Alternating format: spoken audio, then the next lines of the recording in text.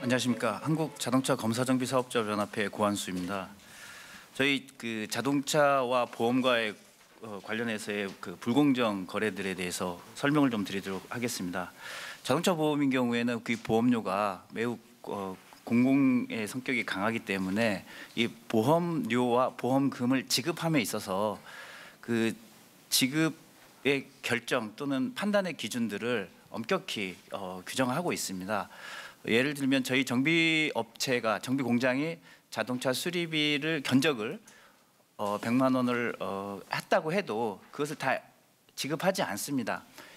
그렇다고 해서 그 수리비를 누가 결정하느냐라고 하면 보험회사가 결정하지도 않습니다. 보험회사도 지급하는 주체인 보험회사 또는 지급받으려고 하는 주체인 정비공장 이 양자가 결정하지 못하게 돼 있습니다. 우리 대한민국 모든 국민은 절대 다수는 보험회사가 결정하는 걸로 알고 있습니다. 거의 대부분. 그리고 이것을 이용하여서 보험회사는 그 보험금을 결정함에 있어서 주도권을 가지고 우리가 얘기하고 있는 지금 불공정 행위를 강요하거나 실행하고 있는 겁니다. 여기의 핵심은 손해사정회사입니다. 보험회사가 손해사정회사를 통해서 보험금을 결정하고 그 자신들의 보험회사가 출자한 거의 전액 출자한 손해사정회사를 통해서 하고 있는데 지금 저희 정비업계의 경우에는 어떤 상황이냐면 저희가 정비를 하면 자동차 수리비를 차주한테 받아야 됩니다. 그런데 이 차주한테 받아야 되는 것이 사실은 여러 가지 문제점들이 있습니다. 소비자들이 500만 원, 1000만 원 되는 수리비를 직접 지급할 수 없으니 보험을 가입하는 것이고 여러 가지 분쟁이 생기기 때문에 저희 정비업계는 소비자한테 직접 수리비를 지급받지 않고 보험회사를 통해서 수리비를 지급받고 있습니다. 저희는 소비자와 그 보험 시스템에 굉장히 중요한 역할을 하고 있는 거죠. 저희가 소비자한테 받지 않고 보험회사에 받는 것은 굉장히 큰 의미가 있습니다. 그런데 이 과정에서 저희가 정비업체가 보험회사의 수리비를 받을 때 어떻게 받아야 될지 또 이 거래 관계에 있어서 어떤 법률이 적용되고 어떻게 공정하게 이루어져야 되는지가 잘 정리가 돼 있지 않습니다. 그리고 사실은 여기가 공백입니다. 이게 핵심입니다. 저희 정비업계가 수리비를 받는데 차주한테 받지 않고 보험회사에 보험금으로서 받고 있는데 이 받는 과정에 계약을 합니다. 이 계약이 지금 저희가 피해 사례로 표시되어 있는 것처럼 다양한 형태의 불공정 사례, 그러니까 우리가 흔히 제조업에서 나타나고 있는 다양한 형태의 불공정 사례가 여기에도 거의 흡사하게 나타나고 있습니다. 예를 들면 계약을 해지할 수 없다. 여러분들 상상이나 됩니까? 계약을 해지할 수 있는 항목이 없습니다. 정비업체는. 저희 정비업체가 보험회사하고 계약을 했는데 이건 불합리하거나 나한테 불리하니까 더 이상 계약을 하지 않겠습니다. 계약을 해지하겠습니다라고 하려면 계약서 내용에 할 수 있는 조항이 있어야 되는데 없습니다. 보험회사는 계약을 해지할 수 있는 조항은 있습니다. 그러니까 이런 문제들.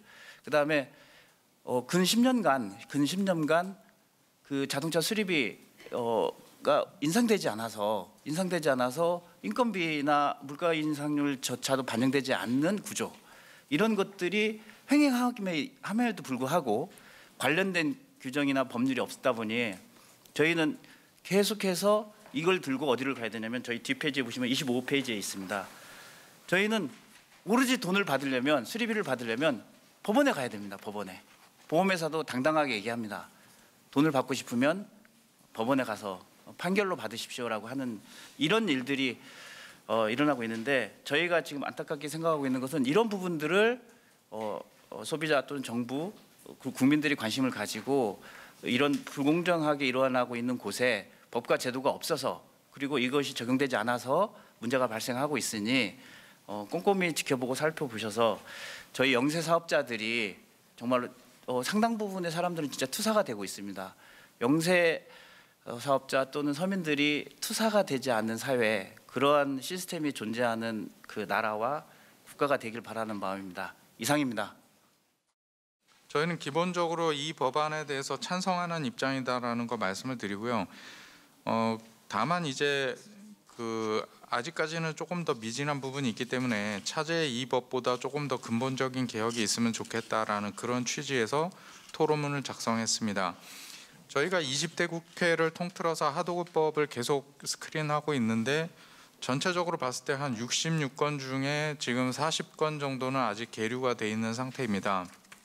그런데 보면 계류돼 있는 개정안들 중에 실제로 어떻게 보면 중소기업들한테 도움이 될 수 있는 조항들이 많이 있고요. 그런 부분에 대해서 일단 이번 20대 국회 마무리 때 될 수 있으면 좋겠고, 그러지 않더라도 새로 구성될 국회에서 그런 법안들이 꼭 논의돼서 통과될 수 있기를 기원한다는 점 말씀드립니다. 앞부분은 시간 관계상 생략을 하겠고요. 72페이지 넘어가면은 로마 숫자 3번에 하도급법의 틀 자체를 개혁할 필요성이라고 해서 제가 몇 가지 좀 제안을 드리고자 합니다. 자, 첫 번째로 하도급법의 규율 대상 및 적용 범위를 재정립할 필요가 있다라는 점을 말씀드리는데요. 현행 하도급법은 기본적인 틀이 대기업하고 중소기업이라는 옛날식의 어떤 틀을 기본으로 하고 있습니다. 그런데 실제 요즘 거래에서 보면은 대기업이 대기업 자회사 내지는 관계사한테 하청을 주고, 그 하청이 다시 중견한테 하청을 주고, 중견이 중소한테, 그다음 그 중소기업은 인력 파견 업체 내지는 용역 업체한테 다단계로 하청을 주고 있습니다. 그런데 기존의 어떤 하도급법 체제는 대기업 중소기업의 틀을 벗어나지 못하고 있기 때문에 실제로 우리 사회에서 불공정행위가 대량 빈발하고 있는 것은 중견기업과 중소기업, 그 밑으로 또 인력 파견 업체, 이 사이에서 벌어지고 있거든요. 근데 이 부분에 대해서는 규율이 좀 정치하지 못하다는 인상을 받고 있습니다.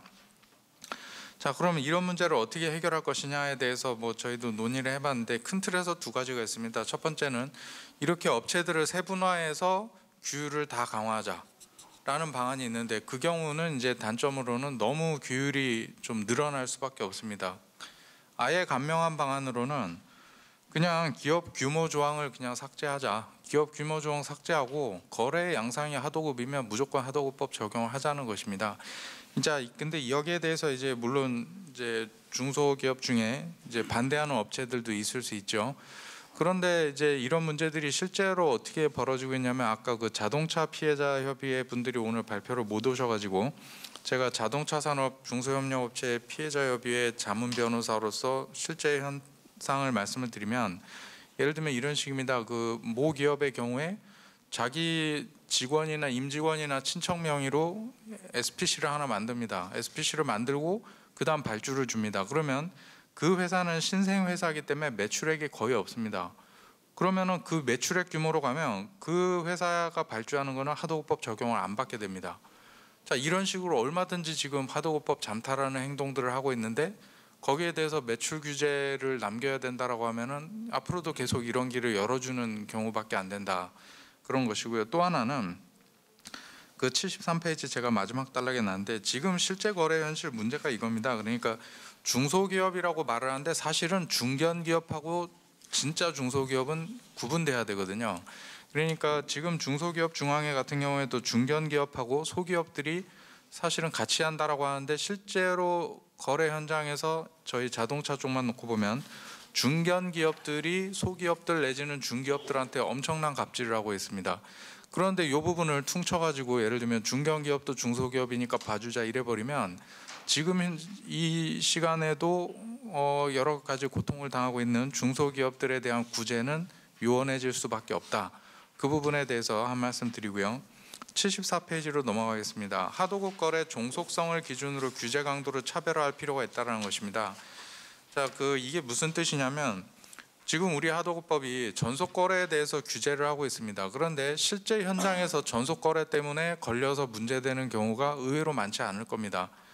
저도 제가 중소기업들 주로 대리하면서 이 사건 해보면 분명히 전속 거래인데 규정상으로 전속 거래가 아니게 보이게 만듭니다. 어떻게 하냐면 실질적으로 전속 거래였는데 일부러라도 예를 들면 니네가 다른 제품 하나 더 생산하고 다른 회사랑 거래를 해라, 그런 식으로 이제 장려를 해버리거든요. 그러면 형식적으로 봤을 때는 예를 들면 매출의 한 70% 정도는 현대차한테 전속인데 나머지 한 20-30% 정도는 뭔가 딴 업체, 딴 업종들한테 배분이 되기 때문에 그럼 전속 거래가 아닌 것처럼 보일 수밖에 없는 거죠. 그런데 사실은 매출 70%짜리가 만약에 거래 중단되면 그 업체는 무너집니다. 그러면 실질상 이거는 전속 거래로 봐야 되거든요. 자, 그런데 이런 부분들을 얼마든지 그러니까 잠탈할 수 있는 여지가 있다. 그럼 이 부분을 어떻게 규정할 것이냐라고 할 때 뭐 또 역시 전속 거래를 세분화해서 또 규정하는 방안도 있을 수 있어요. 하지만 좀 더 간명한 방안으로는 단발성 거래하고 계속성 거래를 나눠서 구분하는 방안을 제안을 하고 싶습니다. 이게 단발성 일회성 거래가 이제 보통 건설사들 같은 경우에 또 이런 게 많이 벌어지는데, 솔직히 말씀드리면 제가 건설 관련 중소기업들 대리해 보면 건설사들은 그 공사 현장만 끝난 다음에는 수틀리면 그냥 원사업자로 고발하면 됩니다. 그리고 신고하면 돼요. 내가 저 사람하고 거래 안 하면 되니까. 그런데 계속성 거래를 하고 있는 업체들은 원사업자를 절대 고발할 수 없습니다. 그 신고하거나 고발하는 순간 그 업체는 거래가 단절이 되고 그 시장에서 퇴출이 되기 때문에, 그렇게 되면은 사실상 하도급법이 있으나 마나한 것이죠. 쓸 수 없는 법이 되니까요. 자, 그런 의미에서 봤을 때 계속적 거래하고 단발성 거래가 지금 현재 하도급법에서는 큰 구분 없이 뭉뚱그려서 지금 규율이 되고 있는데, 제가 볼 때는 이 부분은 좀 나눠서 규율할 필요가 있다. 그리고 단발성 거래의 경우에는 역으로 지금 현행 하도급법의 규제가 너무 또 강력한 규제일 수도 있습니다. 뭐 사실 한 번 정도 그냥 거래하고 끝날 업체한테 하도급법에 있는 모든 규제를 다 적용받는다는 건 원사업자들한테도 불만일 수 있거든요. 그래서 그런 부분은 아예 좀 완화를 해주되 차라리 계속적 거래에 대해서 규율을 강화하는 방안을 제안을 드리고요.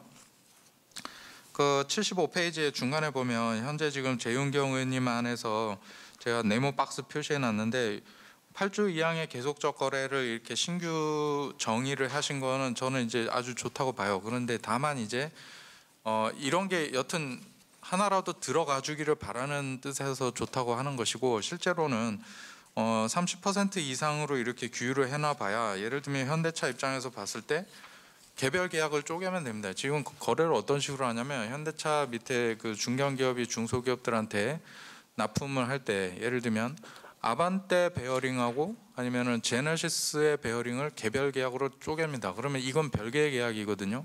그러면 만약 계약 기준을 그럼 어떻게 하느냐에 따라서 현대차 전체하고의 계약으로 하면은 30%가 당연히 넘겠지만 아반떼 물량, 제네시스 물량, 그다음에 아이오닉 물량 이런 식으로 하면은 이 30% 이하로 다 떨어질 수 있습니다. 또 하나 스킬이 뭐가 있냐면 아까도 말씀드렸는데 원사업자가 자회사 내지 관계사를 만들어서 그 회사를 통해서 우회적으로 거래를 하게 만들면 그럼 역시 이 매출액 비중을 떨어뜨릴 수 있거든요.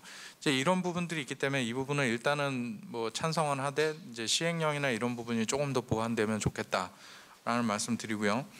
76페이지 이제 3번입니다. 수급 사업자의 권리와 의무 조항 신설 부분에 대해서 저희가 고민을 좀 하고 있는데요. 자, 기본적으로 하도급법은 발주자, 원사업자, 수급사업자라는 이 세 개의 사업자를 대상으로 합니다. 그런데 하도급법 조문 전체를 다 훑어보시면 발주자하고 수급사업자에 대한 조항은 사실 많지 않습니다. 거의 대부분이 원사업자에 대한 것이고 나머지는 공정위에 대한 것입니다. 그런데 저희가 봤을 때는 이 법체제 자체를 이제는 바꿀 때가 되지 않았나 싶거든요. 원사업자에 대한 규제가 반사적으로 수급사업자한테 이익이 되는 구조가 현재 하도급법 체제입니다. 그런데 사실 그 부분은 동전의 양면인 게 수급사업자의 권리를 보장하기 위해서 원사업자를 규제하는 형태로 가는 방안도 있지만, 아니면 차라리 어차피 그런 취지가 있는 마당에 수급사업자의 권리를 아예 대놓고 명시적으로 보장을 해주면 그 사업자들 스스로 자신의 권리를 원사업자 상대로 발휘할 수 있도록 이런 식으로 가는 형태로 법을 전체적으로 틀을 바꾸는 방안이 있지 않을까라는 생각을 해봅니다. 예를 들면 77페이지 중간쯤에 계속적 거래 관계에 있는 수급사업자들이 하도급 불공정행위를 버티다 못해서 거래 중단을 하고 싶다. 아까 저기 고한수 정책위원님도 말씀하셨는데 수급사업자들이 거래를 해지를 할 수가 없어요. 선택권이 없거든요. 그런데 이런 부분에 있어서도 예를 들면 거래 중단권을 신설을 해주면 극단적인 상황으로 가는 것을 피할 수가 있습니다. 최근에 뭐 작년에도 문제됐지만 하도급 관련해서 뭐 이렇게 더 이상 버티지 못하고 수급 사업자들이 뭐 거래 중단하면서 공갈을 한다든지 이런 식으로 형사처벌되는 문제가 있는데, 이거를 아예 그냥 법률상 권리로 만들어주고 대신 손해배상을 해라 이런 식으로 가면 이걸 민사적이나 상사적으로 해결할 수가 있게 되는 것이고요. 어떤 뭐 자살이라든지 아니면 오히려 뭐 폭력적인 행위라든지 이런 부분을 지양할 수 있지 않을까라고 생각을 합니다. 다음 마지막으로 79페이지에 그 하도급 가맹사업 대리점 등을 전담하는 고용노동청 유사 기관 신설 필요성 이렇게 뭐 한번 제안을 한번 해봤는데요.